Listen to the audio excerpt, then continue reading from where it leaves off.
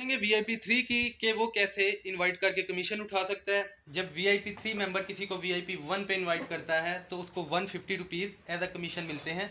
जब VIP3 किसी को VIP2 पे इनवाइट करता है तो उसको 450 रुपीज़ एज अ कमीशन मिलते हैं। VIP3 किसी को VIP3 पे इनवाइट करता है तो उसको 900 रुपीज़ कमीशन मिलते हैं। जब VIP3 किसी को VIP4 पे इनवाइट करता है तो उसको 900 रुपीज़ ही कमीशन मिलता है। इसी तरह VIP3 किसी को VIP5 पर भी इनवाइट करता है तो 900 रुपीज़ ही कमीशन मिलता है।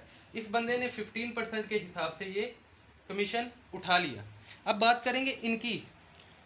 ये जब किसी को VIP1 पे इनवाइट करेगा तो अब ये 15% के हिसाब से 150 उठाएगा। इसी तरह ये वाला VIP2 किसी को VIP2 पे इनवाइट करेगा तो 15% के हिसाब से ये 450 उठाएगा। VIP3 जब किसी को VIP3 पे इनवाइट करेगा तो 900 अब ये वाला बंदा उठाएगा।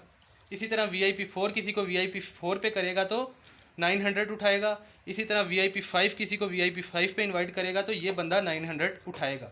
अब इन्होंने जब इनको इनवाइट किया तो इस बंदे को क्या फ़ायदा हुआ?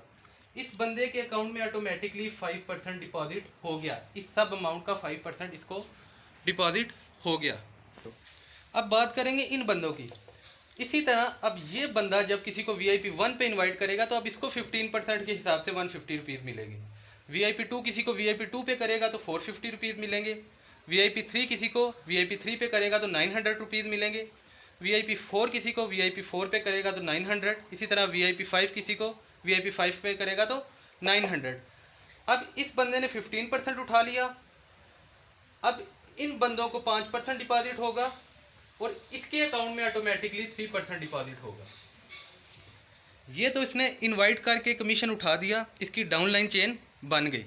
अब इसको जो दूसरा बेनिफिट होगा वो ये होगा, जब इसकी ये सारी डाउनलाइन टास्क कंप्लीट करेगी तो टास्क का भी कुछ परसेंटेज इस बंदे को ऐड हो जाएगा। था VIP3 का, ये था VIP3 का चार्ट, किस तरह से VIP3 इनवाइट करके कमीशन उठा सकता है और कैसे उसको टास्क का कमीशन डिपॉजिट होगा।